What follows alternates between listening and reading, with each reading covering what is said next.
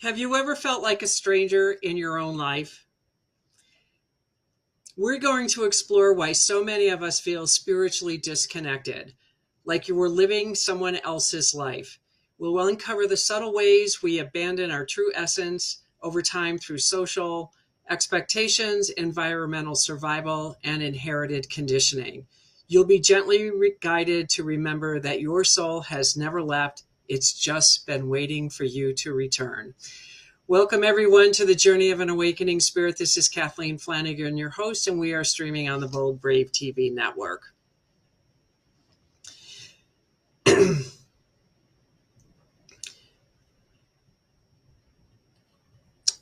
We're going to start talking about how we were born fully connected. Now, we don't remember that we were born connected. We don't remember a lot of that, but we all had little invisible friends. And I was talking to a friend of mine the other day about the invisible friends that we had. And I was telling her about my grandmother had this house, and she had this one bedroom that was this massive room full of light, full of angels. And I was always in there playing with somebody.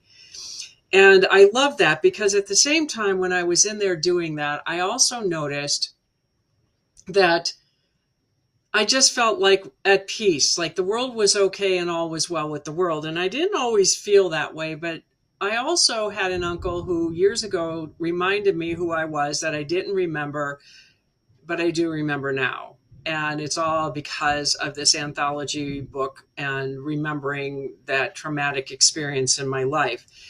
And what he had told me was that I was just so full of love and joy and happiness. And every time I saw my relatives, I was so happy, and I would run up to them and wrap my arms around them and just love on them like there was no tomorrow. And I was everyone's favorite. And I just remember when he was telling me this, I thought he was nuts because I didn't believe that, because I don't remember that little girl. I do now. And I know that what happened within my family caused a lot of it. I used to think that in school it was because my name was Flanagan that nobody liked us and I had to go protect my siblings. And that really wasn't necessarily the case. The case was, I think, had to do with just what happened in the household with my family. I also know that I was born Catholic, and so I call myself a recovering Catholic. But there were things when I was 16 years old and I talked to my mom because they did things that I didn't agree with. And I stopped going to church at 16 because I just couldn't get behind the garbage that they were doing to her. And she asked me, why did you do that? Instead of yelling or forcing me. And I told her why. And she had no argument whatsoever. None. She's like, okay, I understand where you're coming from. And it was an adult observation. It was something that was very real and very valid. That doesn't mean I didn't believe in God. It didn't mean I didn't believe in the Holy Family or the saints or any of that. It's none of that, because that is my strong foundational connection that I have with spirit, was through that because I had so many experiences as a child. So the conditioning is what got me to be where I am and start forgetting who I really was, because of the survival mechanism that I came into with not feeling safe because of the beating that my father had done and that my mother did nothing to protect me. So I became feeling unsafe. I was paranoid throughout my life. I always was afraid that rape was the biggest thing. I thought that was the biggest thing. And I remember in my 20s, I had to stop thinking like that and stop thinking those lines, because I knew if I focused on it, it would happen. And I had a sister that ended up getting raped years ago. It was a gang rape. And, and just, even though I don't know I know some of the story, but I don't know the details, don't want to know the details. I already know what it did.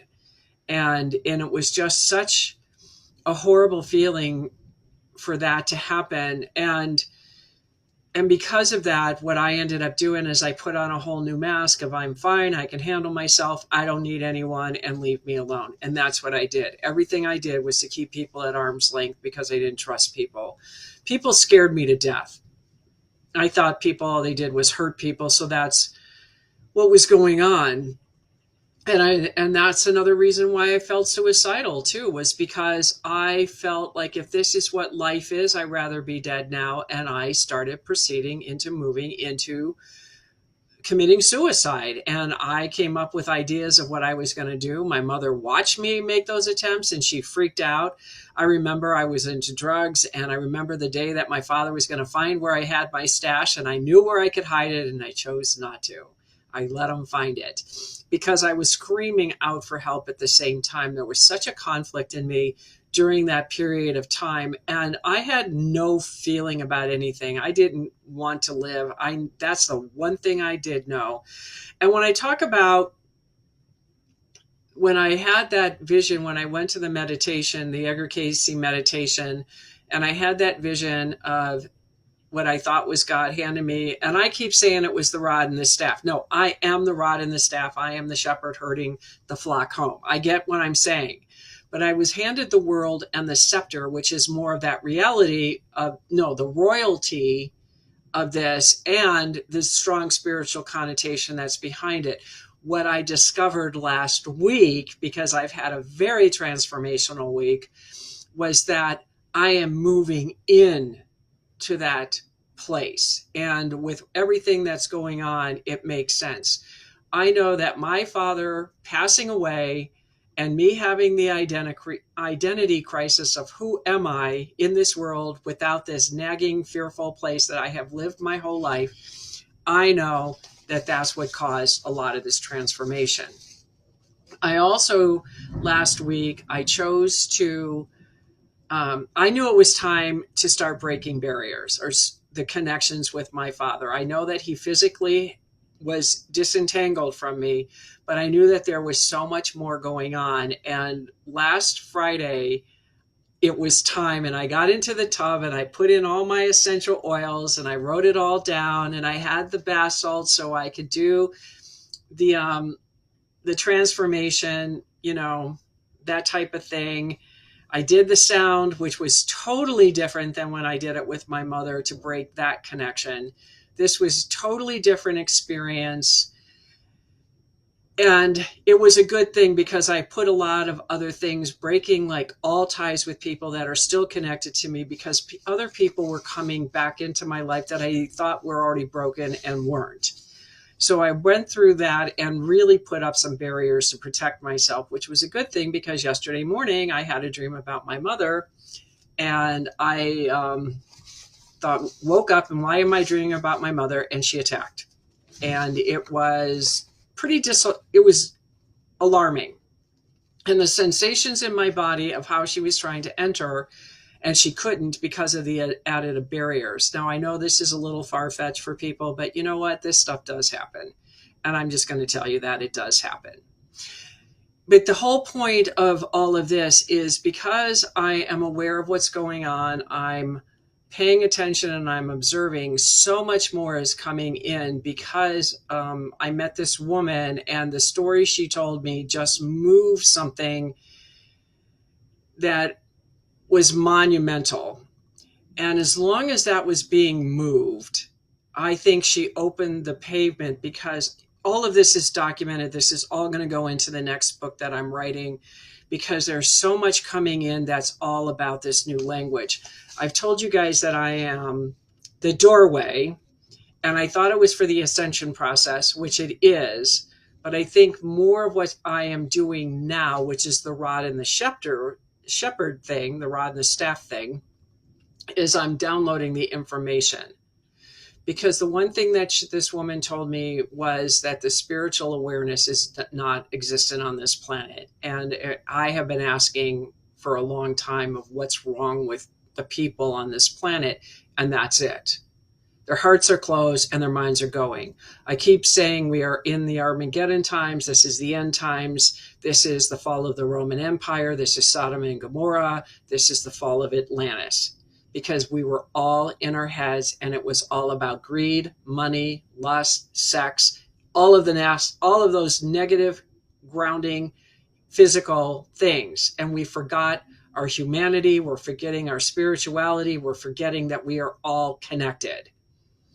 And I am bringing very high information in that I think is natural, but I'm finding it's not natural, because when I did last week's show and I put up a TikTok reel and I said the word nature speaks, but it was really animal speaks when I was talking about that.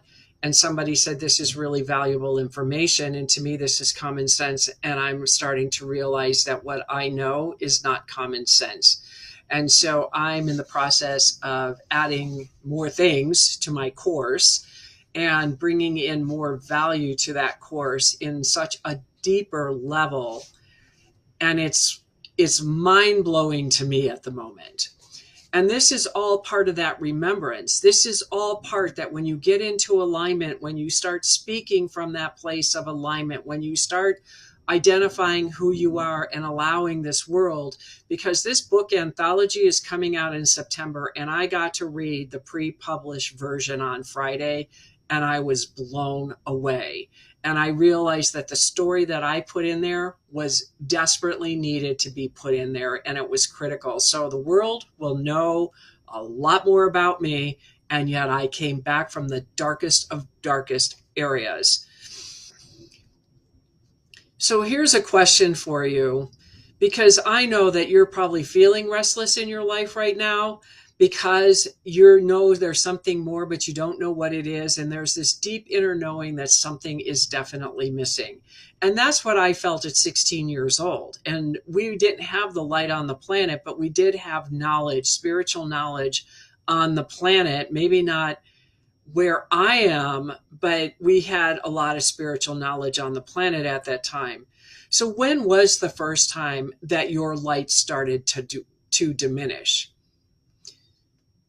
A lot of times you can go back to that moment of when something major happened in your childhood that created it. That's what happened when I remembered that 11 years old. I spent a lifetime trying to remember that block.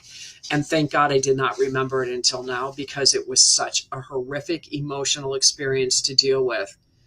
So I invite you to journal that in your quiet reflection of when was the first time you started to diminish your light, because this is going to give you a lot of insight into you and what you're looking for. And the live free activation guide that I have is a great support tool, and it's yours free. It's free to you. I mean, it's in the show notes. I highly encourage you to get it. And as a friend of mine who downloaded it, she said it's a Cheerio. It's one Cheerio, but it was enough to start getting things moving, because when you don't know, you don't know. And it's a great starting place to move into that. So now that you know that you've lost your connection, what I want to do in the next segment is to explore how to begin remembering who you truly are.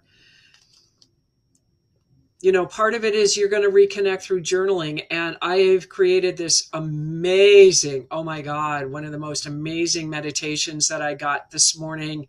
It's not put together. I'm still getting the information of what to put into it. But oh my God, if you want to start going through some serious breakthroughs, this is definitely going to be that. And if you're ready to connect right now, then go ahead, download the free activation guide and a simple yet powerful daily ritual to awaken the light within you. And in the next segment, we're going to shift of why you forgot, and we're going to start learning how to remember. And so stay with me. Your soul is stirring, and we're going to go ahead and take a quick commercial break. Your soul isn't lost. It's just quiet. Let's wake it up. So in this segment, we're going to uncover the disconnection. It's time to reignite what's been dormant. You'll learn how to tune back into your soul's whispers, the intuitive nudges, and the quiet longings, and the sacred yeses you've been ignoring. You'll also be guided through a simple process to reconnect with your inner voice and begin honoring the truth that lives there. So be sure to download the Light Activation Guide. And your soul always speaks in a whisper first. Your body, your emotions, and your energy reflects your soul's state. And the importance of stillness, awareness, and breath is critical during these processes to listen. So when I say that you have to be present now, and you do have to be present now, because if you're so preoccupied or in a habitual pattern, and we all are habitual creatures, and it's about you breaking that habitual nature that you have and start paying attention to what's going on. Like all of a sudden you're feeling an angst. Well, why are you feeling an angst? Ask the question. What just happened that all of a sudden I'm fine and happy-go-lucky, and then something just happened? And that's when I always say, stop, sit with it, be with it, and breathe through it. Because in those quiet moments, when you get all the angst out of the body, you're going to discover what it is. Your body will talk to you. If you're not feeling well, if you're sick, whatever it is, ask your body why, because your body is the physical manifestation of your thoughts. And that's why cancer is running rampant, because so many people deny the fact they will not stand up for who they are. They're doormats. They're people pleasers. They don't want to say no, because what if they don't like me? And all the head trash that you go and do to yourselves causes cancer. It's not food. It's not cigarettes. I mean, those probably are contributing factors, but that's not what really causes cancer. And every cancer survivor, if you talk to them, as I have, will all tell you it was what they were thinking, not what they were doing, eating, or smoking or whatever. It's none of that. It was what they were thinking. And when it goes into remission, it's because they came to the core. If it doesn't go into remission, they haven't gone deep enough yet. And that's a truth. Because your energy will always acknowledge that. I mean, I don't have the energy that I once had, but I can still do wheelies around a 20-year-old. That's how I look at it. I'm not physically, because age is a contributing factor in life. I'm still doing what I need to do. I can still do what I want to do, but I don't overdo it. I know my limitations because I'm acknowledging where my body is today. And that's something that people have to do, because, I mean, Saul fell off a ladder. I mean, this man just doesn't stop. And I told him, I said, when are you going to slow down and realize you're no longer 20? He's like, I know, I'm getting that. I'm getting the message now. Because we don't want to think that. We still feel like we're 20, even if we're in our 60s, 70s, 80s, and 90s. Our spirit doesn't age. Our bodies do. Our spirit is housed inside this body. That's the only thing it does. And when you can accept that, you can start looking at some of those so-called limitations. Not that I call them that. It's just a reality check. And that importance of being still and being aware of your surroundings and the breath, because I want to go into other higher frequencies. And everybody says, well, just have to go in the fourth dimension, or you can quantum leap, or whatever it is that they say, which is all BS. You get there through your heart. You get there through your feelings. Because when you go into higher dimensions, it's not about what's in your brain. It's about what's in your heart. And you have to know your way around, because you don't know how to navigate those frequencies. I don't always know how to navigate those frequencies, but I'm learning. And it's not easy. And I know that when I get into higher vibrational frequencies, this 3D world is really challenging to be in, to the point that I'm going to have somebody either help me, or I figure out that I pick certain days when I'm going to go high and stay in 3D at other times. I'm learning that about myself, because I'm present and I ask and I'm still with it. Another way to reconnect is doing rituals. You know, what is your morning ritual? Light activation guide is a great way to do it. Blessings is a great way to do it. Journaling, walking, hiking, exercise. What is your morning routine? Like I told you repeatedly, that my morning routine is I get up, I have my coffee, and I'm quiet. And I sit and reflect. Sometimes I journal, sometimes I don't. It just depends on what's going on in my life. But I'm just being. I want to know, what do I want to do today? And it's not so much what I want to do, it's how do I want to feel? And is there any messages coming in? I mean, there's times where I feel like I'm just like a lump on a log, like I don't even know where I'm going right now. And I walk around a lot of times thinking I don't have a clue. I have more of a clue than I realize. It's just that I have such high expectations of myself, and I'm learning to stop doing that, because spirit comes in through the quiet moments. We evolve through the quiet moments. When we stop passing judgment on ourselves and torturing ourselves, things change. And I'm learning this in ways that I can't even fathom. Like last Tuesday, when I was dealing with all that stuff about my dad and dying alone and all the emotion, what has come out of that since that event is unfriggin' believable.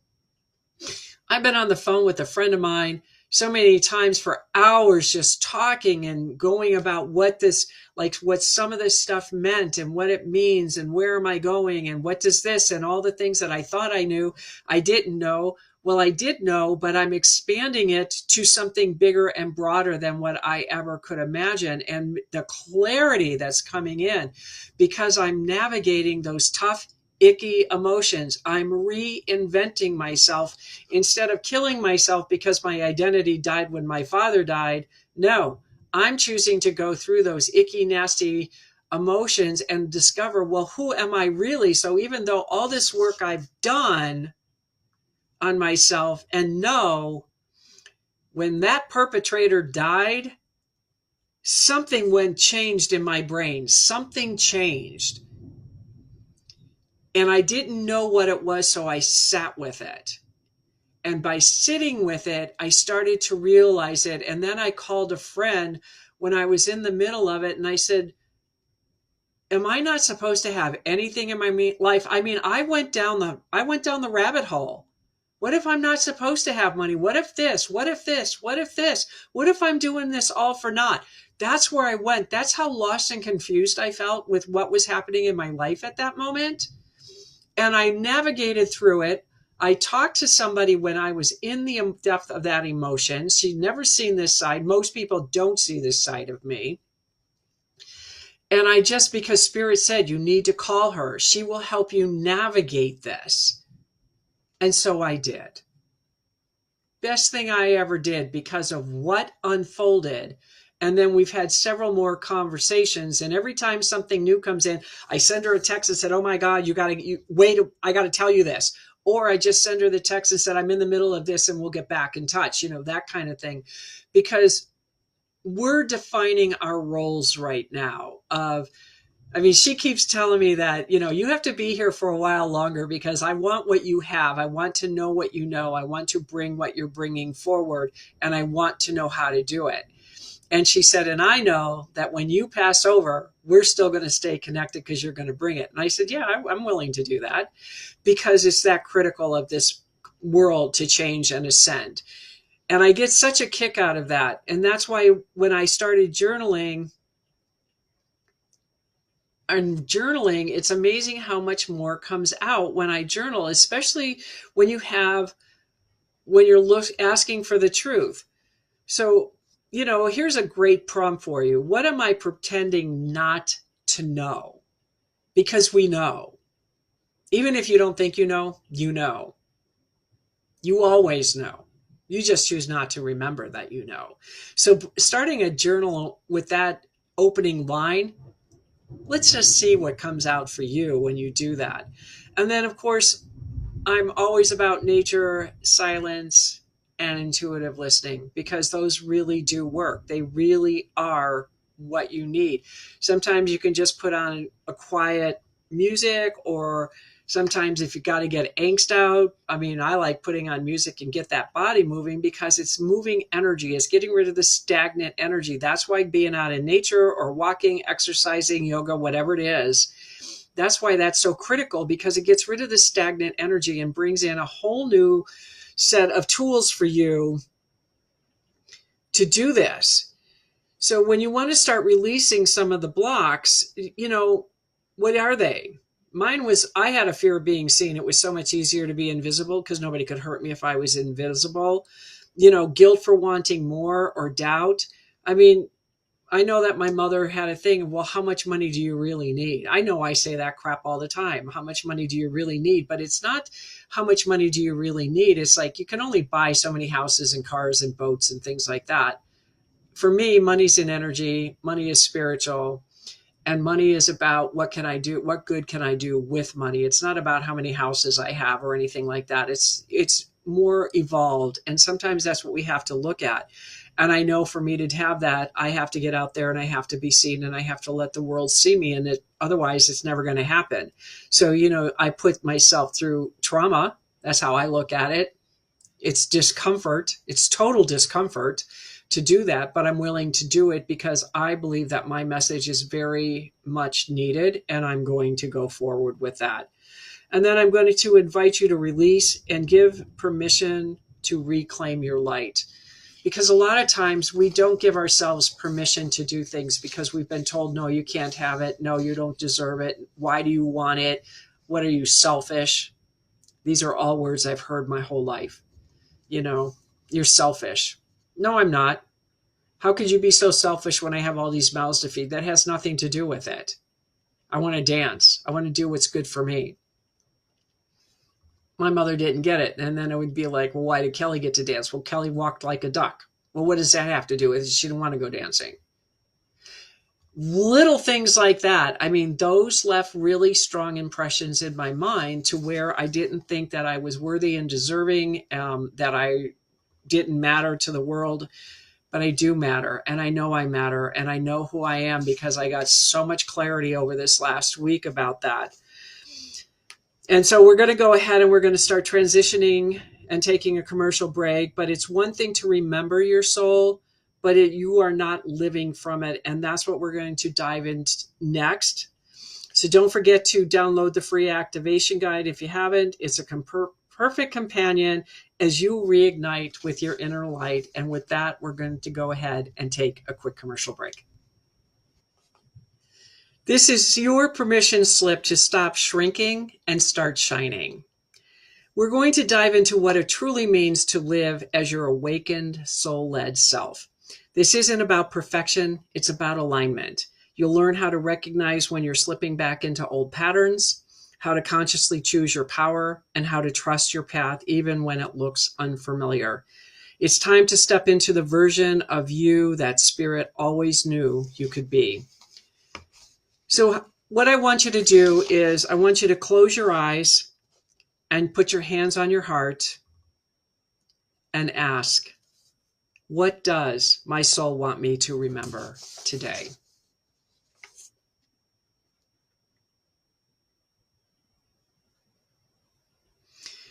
When you start remembering what you're supposed to remember, you start embodying it. And so that means that you're starting to live a soul-filled, aligned life. On the difference between knowing and being. We have to be before we have. It's be, do, have. We have to be that person. We have to be what we want. Then we do whatever comes in, the baby steps that we move into that direction of our dreams. And then we have it. So we're living it and we're creating it twice. And so when I created this so-called future self of mine, and I stepped into her last year, it was powerful.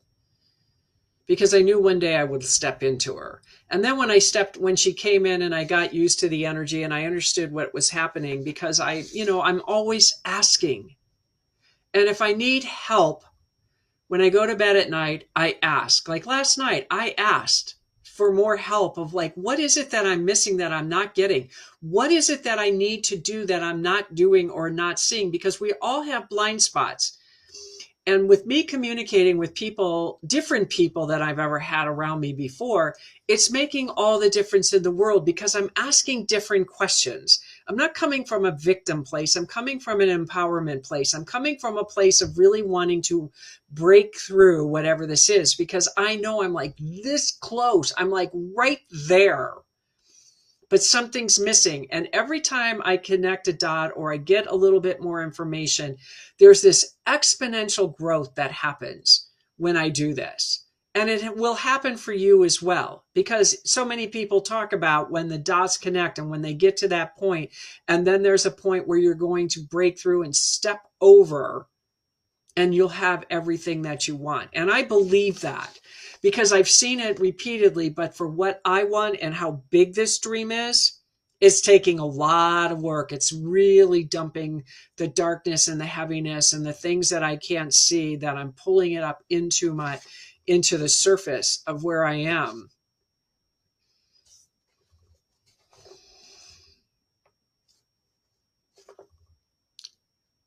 And because of that, I know. I'm just starting to learn how to know and be. I'm merging it. It's not just something, it's not a concept anymore. It's a beingness. It's a truth. That's why I say I know, because I'm connecting with me. I'm connecting with my higher self, or my divine self, or my spiritual self, or whatever you want to call it. Because I'm connecting and I've merged with that higher self of mine, because I brought in my higher self. That's what I did. And now I'm taking that to the next level, because I'm like, well, what comes above her? Is that the oversoul? Because I want to know what that's like in embodiment. Now, I may or may not know what it is, but I'm going to strive for it.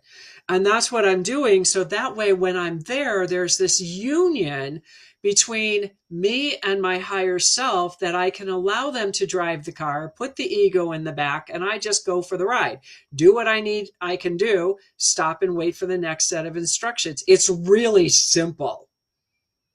And yet it's one of the hardest things you ever do, because you've got fear, you've got ego, you've got what if, and oh my God, and fear comes up, and everything under, all your paradigms come up. Everything comes up to make it really challenging for you to keep moving forward. So one of the things is, staying in alignment. As far as I'm concerned, that alignment thing is really critical, that once you see your alignment, you never stop seeing your alignment. And, like I do alignment sessions, I do have things to help people with alignment. And through that alignment process, what are your core values? What is your unmet need? I mean, I knew what my core values were, but I didn't know how to lead with them. I didn't know how to use them in my life to the degree that I did. But once I learned how to do that, that was a game changer. Like, I could bring all of me to the table. Then when I discovered the unmet need was that safety factor, and how I always needed to feel safe, because I always created safety for others. And when I created the safety for others, I received safety back. Sounds simple, doesn't mean it is. But I didn't know that part.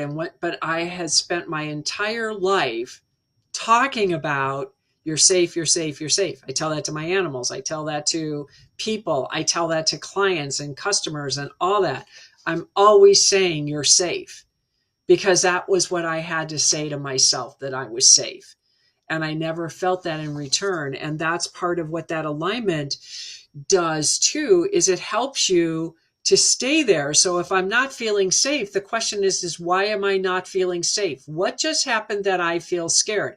When I say I have these panic attacks at night, I really do. And they are brief moments. And I know what that means is that I'm getting ready to make a leap someplace else, and spirit and my ego is freaked out because it thinks it's going to die. Well, it's not going to die. I'm taking it along. I tell it I'm taking it along, and I tell it to get in the back seat, and we'll be fine. And I breathe through it. I don't like those moments, but I also know that those are my new warning gauges of where I am on my path. Even if I don't think I'm there, I'm there. And I have to trust that. And I do trust that now.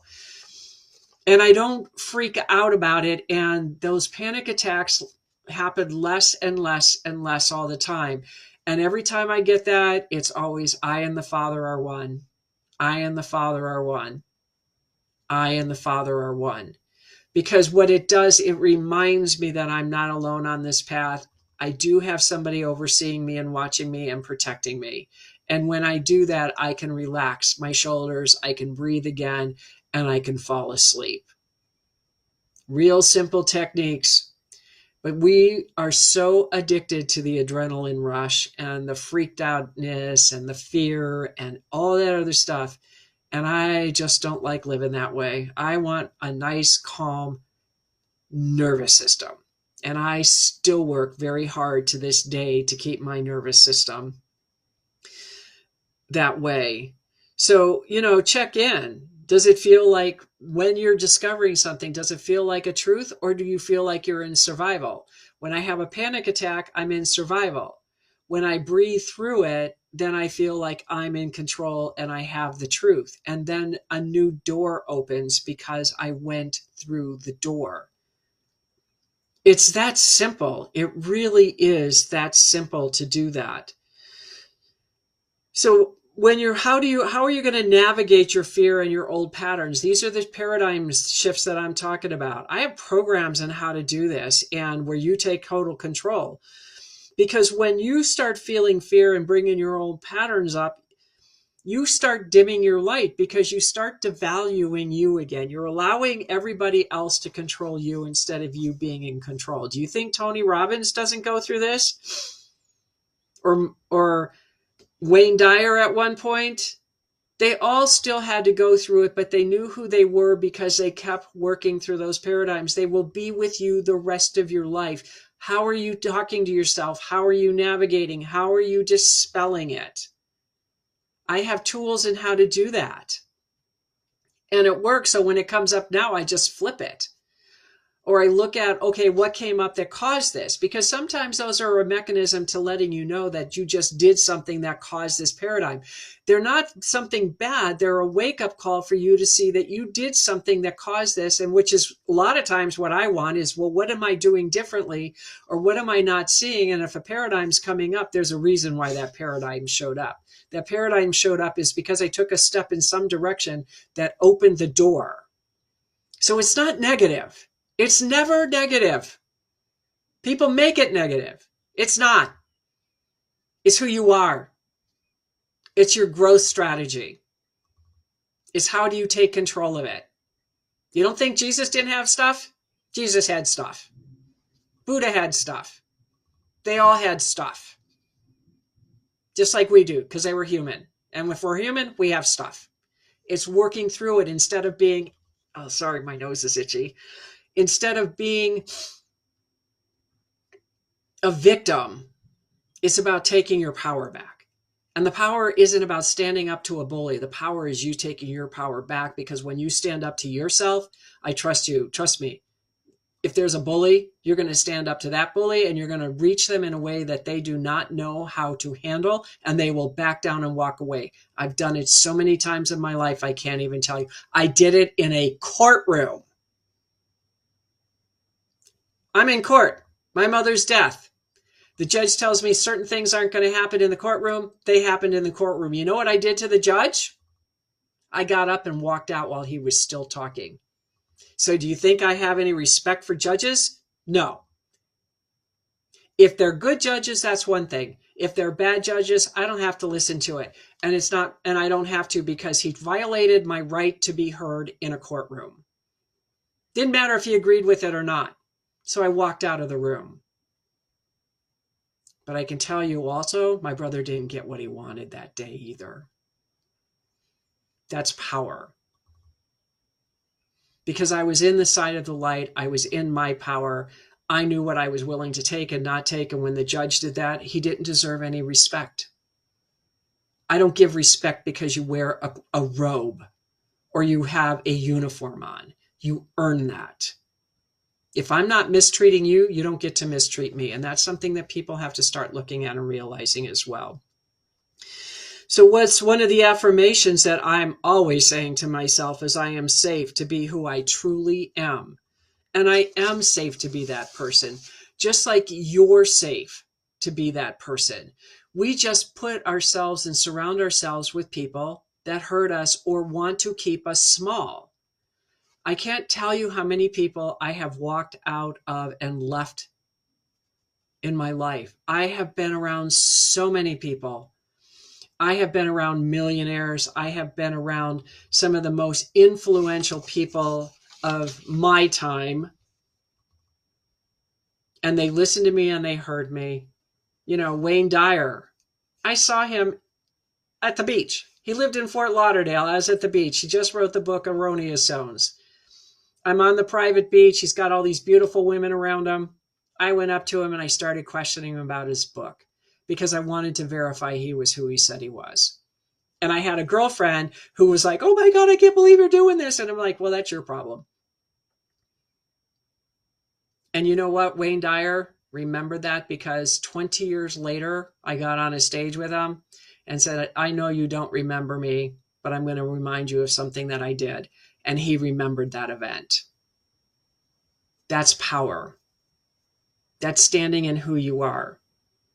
Doesn't matter if he knew who I was. I was 20 years old. I was lost. I was scared. I was insecure. I didn't know anything.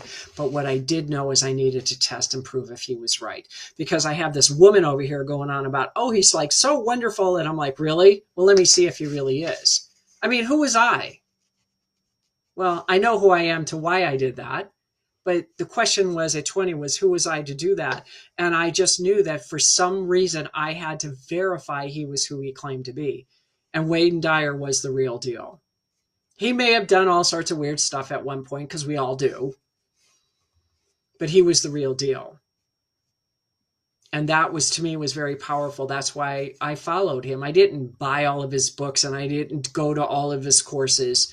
But I would go to some of his talks and I would remember him.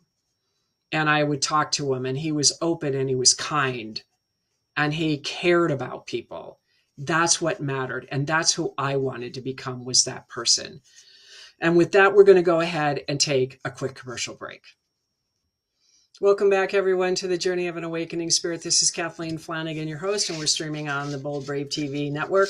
And I just saw a comment that I can't respond to because I'm not sure how to get this working in the chat right now, but John 14:6, I will look that up. And if you want to share what that is, I would really appreciate it. So I know what you're referring to, but I'm definitely going to look it up for. But what I wanted to say as a guided soul reminder is you were never broken. You were just buried, and you're rising now. And that's what these end times are about. That's what's going on in the world. Yes, it looks crazy and chaotic out there, and it is. But it doesn't have to be your world. And that's the one thing is, I'm hearing all this stuff about what's changing, what AI is doing, all that kind of stuff. And what I do know is that it's not going to change. It's part of what's going on, but it doesn't have to be the world that I live in.